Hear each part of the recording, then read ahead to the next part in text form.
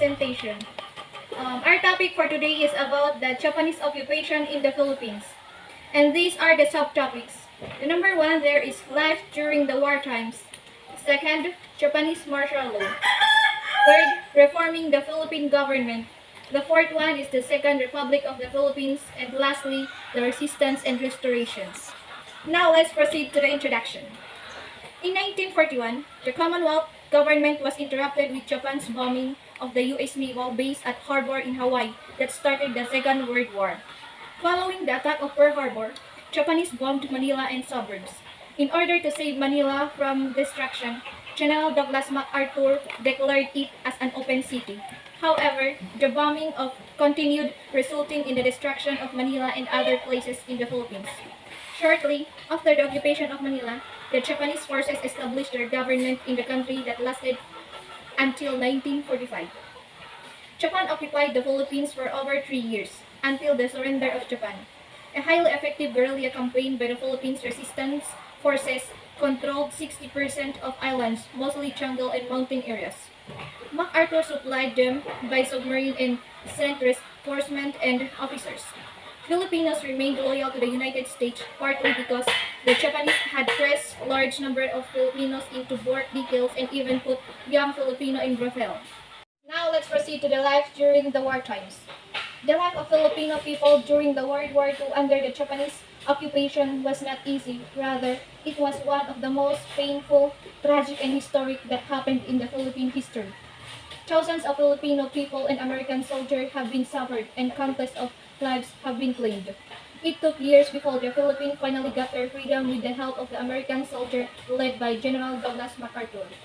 On December 8, 1941, a few hours after the Japanese bombed Pearl Harbor and the U.S. naval base in Hawaii, the killer Japanese squadron headed to the Philippines. Various parts of the Philippines were bombed including Davao, Tuguegarao, Baguio, Zambales, and Tarlac. Those Japanese squadron targeted U.S. military and installations like those in Tarlac, Clark Field, and Nicholas Field.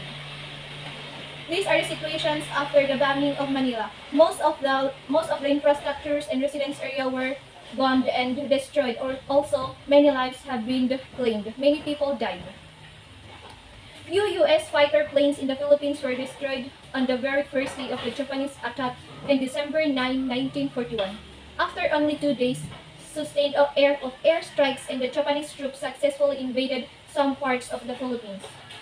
The Commonwealth government and U.S. forces were caught unprepared in the attack of the Japanese imperialists. Japanese forces already surrounded the Philippines when Quezon and MacArthur formed the United States Armed Forces in the Far East, or USAF. More than 100,000 Filipino fighters trained by MacArthur in modern warfare were drafted the USAF. When the Japanese invaders landed in the various parts of the country's armed forces headquarters were swarmed with Filipino who wanted to take up arms, but MacArthur was not able to stop the invading Japanese because his air force had been crushed on the very first day of the attack, and there was no naval support to turn to as Admiral Thomas Hart and had been sent to the south. Amidst the continued bombing, the landing of new troops and invasion from north and south, General Douglas MacArthur admitted that there was no sense defending Manila, so he ordered to move of important USAF supplies to Bataan and Corridor and destroy whatever they could not carry with them. And before Christmas of 1941, President Quezon and his family, together with War Cabinet, moved to Corridor.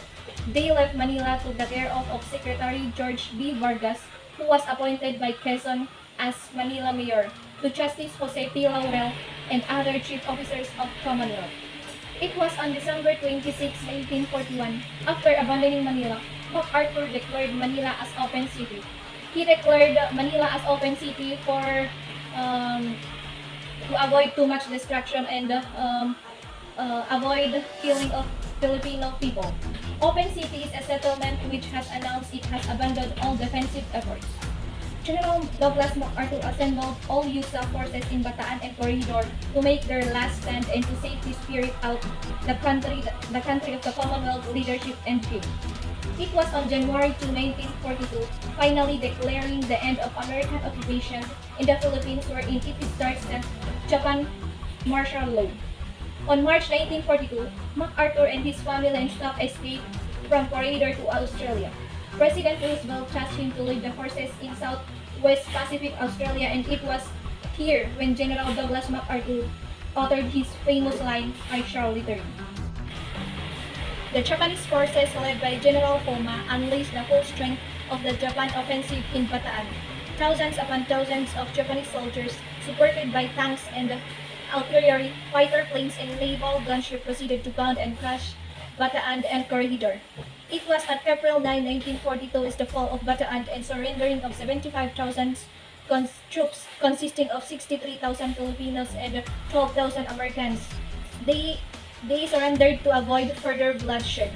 Bataan Death March is one of the most tragic that happened during the Japanese occupation.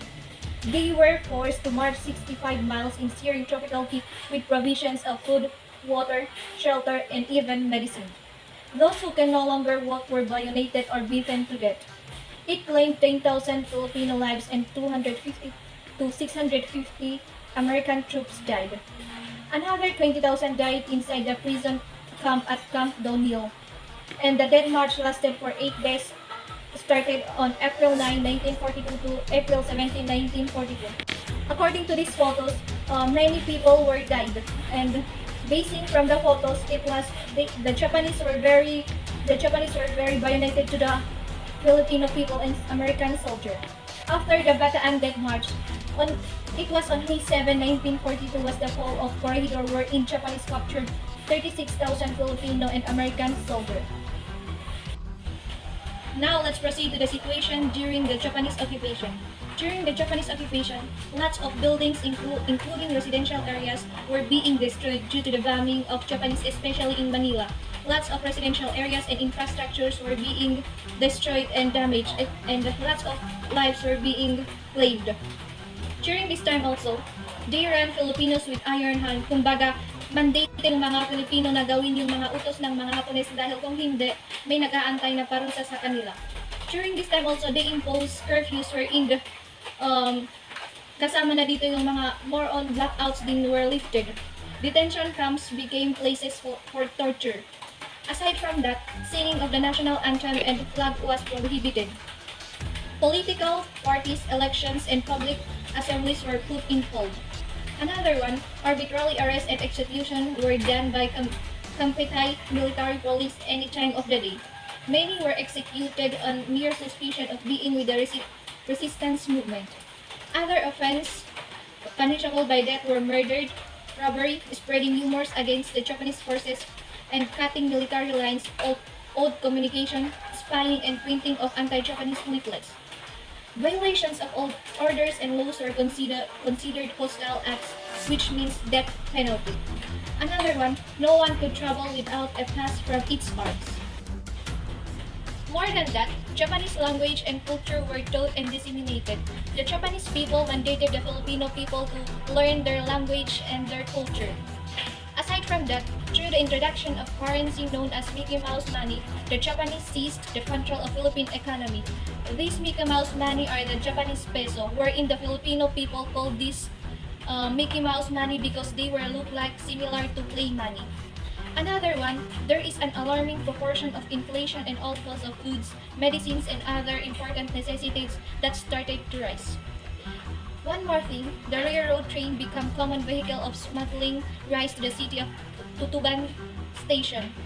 Lastly, due to scarcity of food, medicine, and basic services, thousands of people died due to malaria, malnutrition, TB, and other diseases.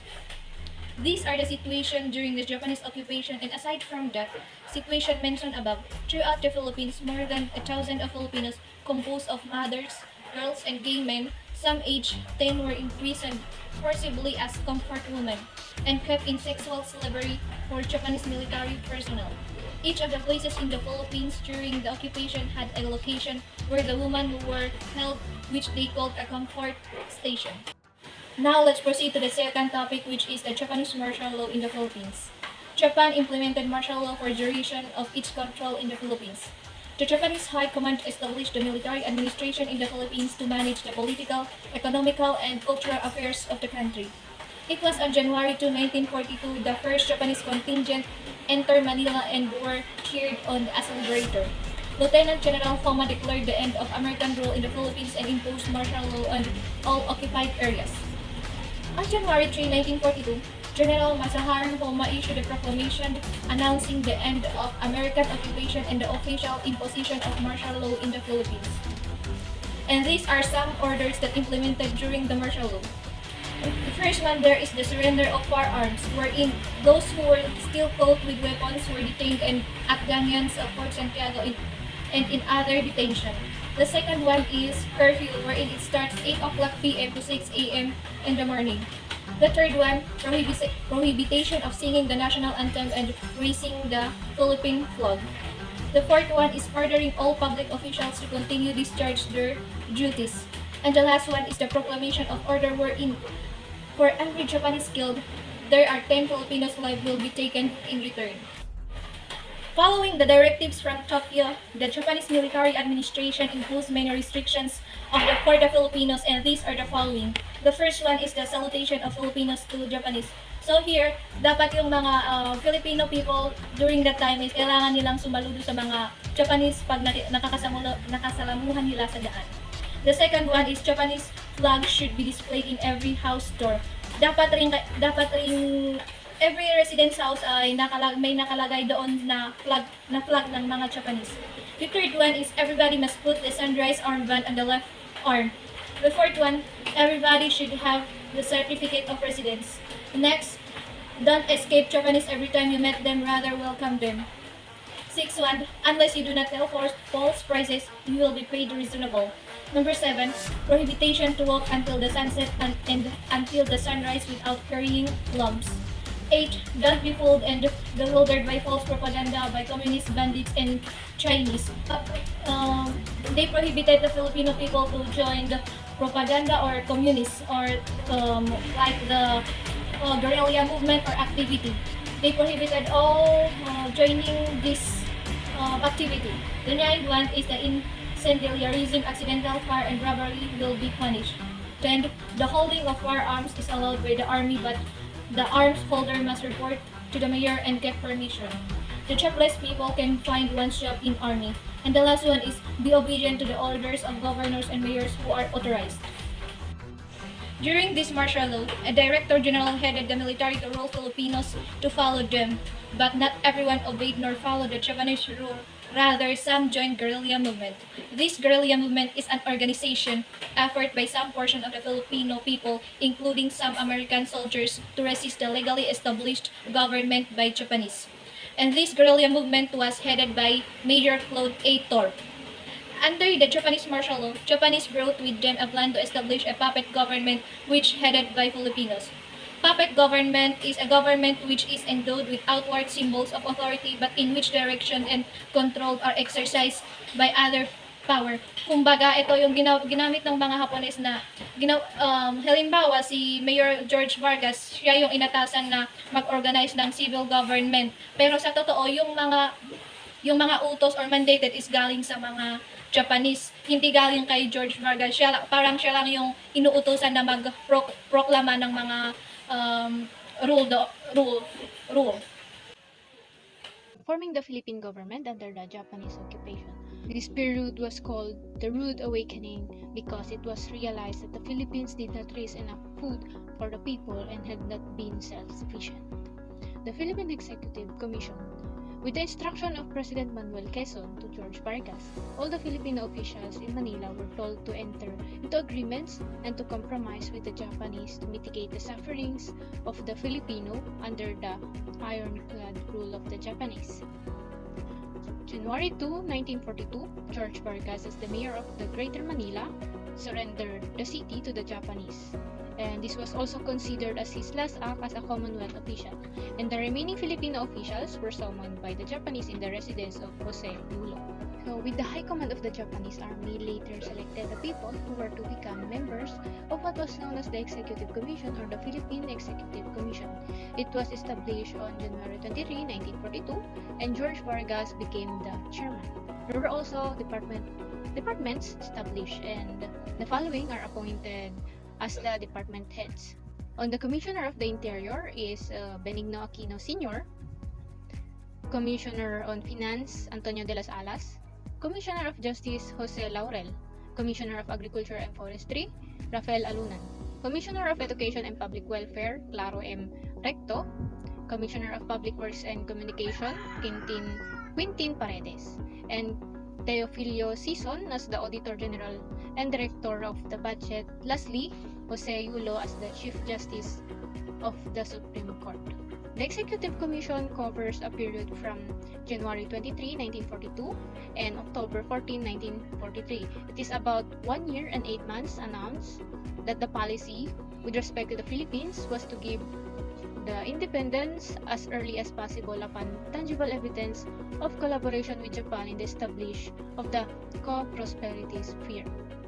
And the Philippine Executive Commission is primarily composed of the several pre-war political leaders. On December 8, 1942, nakagpisanan sa paglilingkod sa bagong Pilipinas or the Caliba-P is formed. The chairman of the Executive Commission was made the president, and Mr. Benigno Aquino, then the Commissioner of the Interior, made the vice president and director general of the organization. The military authorities offered all facilities, including financial and a separate central office established in Manila, with ramifications in the provinces and municipalities which were under the Japanese control. And against the will of the PCPI delegates, the new constitution was finalized on July 10, 1943. And after the approval of the Constitution of the Republic of the Philippines, the National Assembly had to be organized. The Executive Commission promulgated an election law under which an election was held in the manner provided. Most of the former members of the legislature of Commonwealth government were returned. The Second Republic of the Philippines under the Japanese occupation. In 1942, in order to win the loyalty of the Filipinos, Japanese Prime Minister Hideki Toho announced that the Japan will grant the Philippines the honor of independence. On May 6, 1943, Prime Minister Hideki Toho visited Manila to get a first-hand view of the Philippine conditions and again dangled the promise of independence. Then the Caliba-P formed the PCPI or the Preparatory Committee on Philippine Independence, which was tasked to draft a new constitution for the Philippines. So as a concrete step towards the Japanese-sponsored independence, the Japanese mandated that PCPI would be or should be created. And the Japanese had their own ideas on how the constitution was to be formed, and they made no secret of it. On September 7, 1943, the Caliba-P ratifies the constitution, but on September 14, 1943, the PCPI approved the new constitution. September 20, 1943, the Caliba-P held a party convention. It held the election of 54 members of the National Assembly, and the assembly was made by 108 members. Half of this number is composed of the incumbent governors and city mayors. And September 25, 1943, the election in the National Assembly convenes. And on October 14, 1943, this is the inauguration of the Republic of the Philippines, and Jose P. Laurel was anonymously elected as the President of the Republic. Also, Benigno Aquino was anonymously elected as the Speaker. The executive power was extensively held by Jose Laurel, and the legislative power in the Japanese-sponsored Executive Commission, which restored the Supreme Court, the Court of Appeals, and the Courts of First Instance, and the Municipal and Justice of the Peace Courts. The Second Republic followed the newly crafted 1943 Constitution and reverted the legislature back to a new cameral National Assembly, abolishing the bicameral structure. The Pact of Alliance with Japan. So the Japanese military presence dominated the Japanese-occupied Philippines, and even though independence had been declared, the Laurel government had to sign an agreement with Japan. Part of the pact stated in no uncertain terms that the Philippines will afford all kinds of facilities for military actions to be undertaken by Japan. The Philippines and Japan will closely cooperate with each other to safeguard the territorial integrity and independence of the people. Still, there are so many Filipinos who refuse to cooperate with the Japanese, and in order to gain their trust and confidence, the Japanese started using propaganda. Giant posters were hung everywhere as well as newspaper, movies, and others as they publicized the same idea that says the Philippines belong to the Filipinos. The Japanese worked for enlistment of the Philippines into the Greater East Asia Prosperity Sphere. It is a long-range economic plan for the Japanese to conquer the different territories. February 2, 1944, the National Assembly of the Philippines meets for the last time. On September 21, 1944, President Laurel proclaimed martial law in the Philippines, and it came into effect on September 22. And on September 23, 1944, Laurel proclaimed that the Philippines was in a state of war with the Allied powers, but this was never ratified by the National Assembly. In the large part, the Japanese disappointment with Laurel led to the Republic being superseded by the Makapili.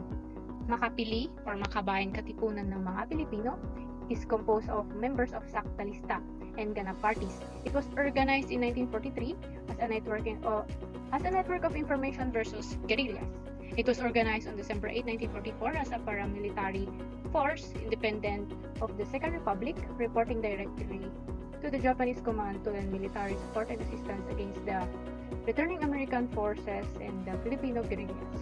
In 1944, the Japanese brought the Laurel government to Baguio, and the small remnant of the government was taken to Tokyo in March 1945. So the Second Republic effectively ceased to function with the departure of President Laurel from Manila, although skeleton government offices continued to operate it until February 1945. On March 20, 1945, Laurel reorganized the government. All officials not going to Japan resigned, and this includes Jose Yulo. The establishment of the Commonwealth government and the subsequent forced departure of Laurel to Japan, the Republic existed only on paper, and Laurel formally dissolved the Second Republic on August 17, 1945, upon the Japanese surrendered to the Allies. So the last statement of Laurel on August 17, 1945. In view of the reoccupation of the Philippines by the United States and with the reestablishment of the Government of Commonwealth, the acceptance by the Japan of the Potsdam Declaration on August 26, 1945, and the consequent termination of the Great East Asia War, the Republic of the Philippines had ceased to exist.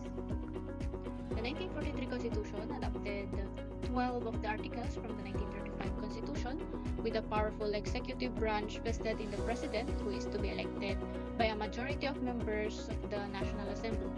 One of the notable characteristics of the 1943 Constitution is the absence of the Bill of Rights, and Jose P. Laurel was elected as the President of the Second Republic. Jose P. Laurel, the President of the Second Republic. Jose Laurel is known for his distinguished career as a Supreme Court Justice and as a politician. In 1925, he was elected to the Philippine Senate and would serve for one term before losing his re-election bid to Caro M. Recto. And in 1935, he was again elected as a delegate to the 1935 Constitution Convention, where he headed the Committee on the Bill of Rights. He was also the Secretary of the Justice when Japan attacked the Pearl Harbor in December 1941. And in 1943, he assumed presidency under the Japanese-sponsored independence. Let's proceed to our last topic, which is resistance and restoration during the Japanese occupation here in the Philippines. Resistance means an act or instance of resisting. In short, these are the oppositions that Filipino people shoulder against from all the laws that the Japanese people implemented here in the Philippines. One resistance here is the Japanese occupation of the Philippines was opposed by active and successful underground and guerrilla activity that increased over the years that eventually covered a large of the portion of the country. Guerrilla activity or guerrilla movements means some headed for the hills rather than surrender, and others had been cut off behind Japanese lines at the time of surrender in the rotation. These men served alongside their Filipino friends in the resistance movement against the Japanese during World War II. The Philippines guerrilla movement continued to grow in spite of Japanese campaigns against them. The island of Mindanao, being furthest from the center of Japanese occupation, had 38,000 guerrillas who were eventually consolidated under the command of American civil engineer Colonel Wendell Furtick. One resistance group in the central Luzon area was known as Balahap, which means Hukbo ng Bayan Laban sa Hapon, or the People's Anti-Japanese Army, organized in early 1942 under the leadership of Luis Taruc, a Communist Party member since 1939. They agreed to fight Japanese as the Unified Guerrilla Army. Now let's proceed to restoration. Restoration means the action of returning something to a former owner, place, or condition. Ito yung mga panahon na nagsisimula nang bumalik ang Pilipinas sa dati. It was on October 20, 1944 when General Douglas MacArthur landed in Leyte. Then, in October 23 to 26, 1944, Americans engaged Japanese forces in Battle of Leyte Gulf, almost destroyed the entire Japanese fleet, and signaled the beginning of the Philippines' liberation from Japanese. People of the Philippines, I have returned. By the grace of Almighty God, our forces stand again on Philippine soil, soil consecrated in the blood of our two people. Mid-December, Americans reached Mindoro. And it was on January 9, 1945, U.S. Liberation Forces successfully docked at Lingayen Gulf. Lieutenant General Tomoyuki Yamashita, Supreme Commander of the Japanese troops in MNL, mobilized his kamikazes, but they failed to stop the Americans. It took 3 weeks of intense fighting before Japanese finally surrendered on February 3, 1945, when General MacArthur continued to liberate other parts of the country. On July 4, 1945, proclaimed freedom from Japanese. The Supreme Court of the Philippines reiterated this nullification in a decision on September 17, 1945. Subsequent decisions but pointed out President Osmeña recognized the validity of some judicial acts of a non-political nature. The Supreme Court categorized the Philippines Executive Commission and the Second Republic as de facto, means actual, were by right or not, government, in contrast to the de jure, means rightful or legitimate status of the Commonwealth government. While this means no laws or regulations from the Second Republic are legally recognized, President Rowler has been included in the roster of Philippines presidents since 1960s. Many officials who serve in the Philippines Executive Commission, the Second Republic, and its various agencies were charged with treason but received an amnesty from President Manuel Rojas on January 28, 1940. Let's now proceed to the promise of independence.